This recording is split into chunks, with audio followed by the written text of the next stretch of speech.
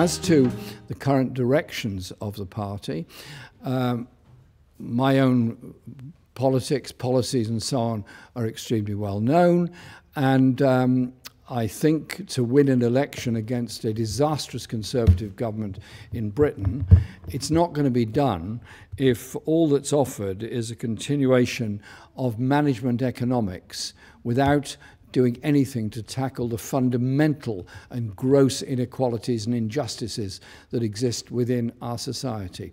Our movements, our trade unions, our socialist parties, our community organisations were all founded on the idea of challenging the fundamental inequality of hierarchical, capitalist, market-orientated societies. If all we can offer is to carry on managing on the same budgets that these people have created such dreadful levels of poverty, misery, and mental health crisis within our society, well, it ain't much to offer. We've got to raise the sights and raise the hopes of people. This world has enough food to feed everybody. This world has enough biodiversity to sustain everybody. This world doesn't have to be a world of war, a world of inequality, or a world of poverty. It can be overcome and conquered. It's not simple, it's not easy, but it's not a law of nature that one person is much richer than the other.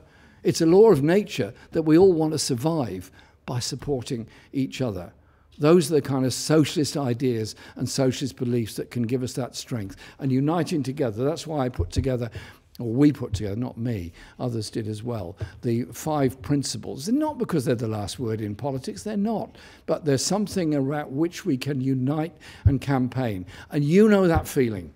When you've been through a campaign to get a new hospital, to get a school, to win a wage rise, to prevent somebody being unfairly dismissed from their work, prevent an injustice like Julian Assange, the strength you feel when you've won that campaign means you can indeed win all the other campaigns. Thank you.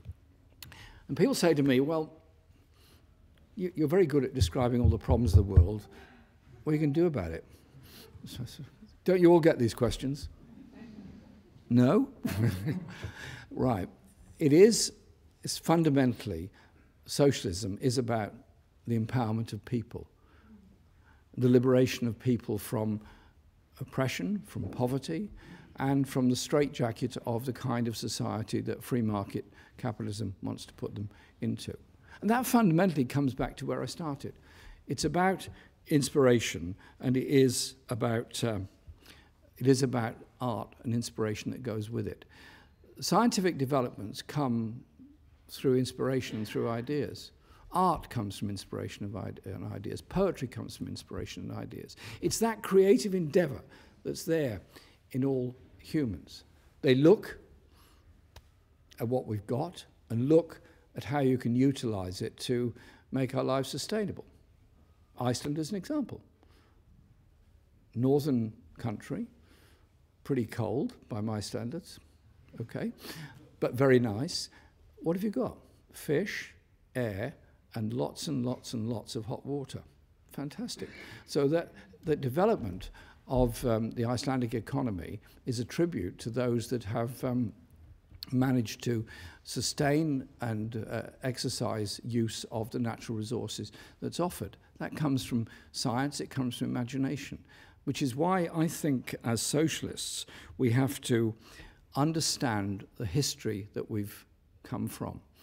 And understanding of history is crucial to our attitudes today. Why do right-wing forces always play on an issue of racial superiority between Europe, Africa, Latin America, and so on? They're sort of replaying some kind of European colonial mentality.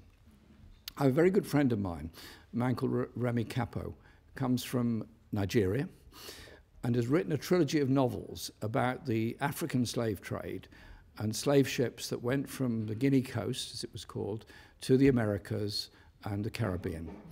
And the story is about slaves that managed to escape, and some of them got to London and some of them got to other places, and the slave captures.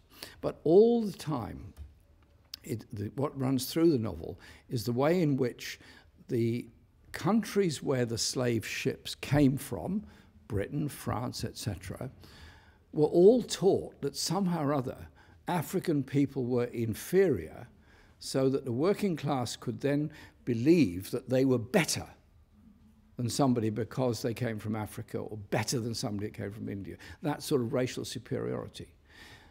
That hasn't completely gone away. In the United States, the slave trade may have been abolished. Slavery may have been abolished. They may all, quite rightly, laud the work of Harriet Tubman and others that helped to free slaves. But 100 years later, the racism was still there, hence Martin Luther King and the Civil Rights Act.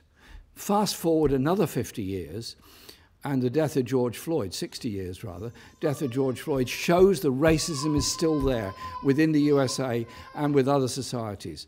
And so it is about our understanding of history and the way in which we teach our children who invented what, who did what. All great inventions didn't come just from Europe or the USA. They came from China, they came from India, they came from Southern Africa. There's a fantastic book by Walter Rodney called How Europe Underdeveloped Africa. It's turning history on its head and challenging the way in which African development or underdevelopment actually happened. So our job as socialists is to understand that history, understand that process, but above all, empower people, particularly young people, to have some hope for the future. And you achieve a lot of that through creativity. So we support those that are victims, we support those that are the underdogs, but above all, we have that principle and that hope, and that means we have to work together to achieve it. I started with a plea for Julian Assange's freedom, and I'll end with that, because Julian Assange being freed, and I'm not sure it's going to happen, we're going to have to fight like anything to get it, and it's coming up again in the courts, and you and I have done many, many public meetings and rallies on this. But he exposed not just the military activities of various countries, almost every country in fact, but he also exposed the activities of global corporations in the destruction of our natural world and the exploitation of some of the poorest and most vulnerable people on the planet.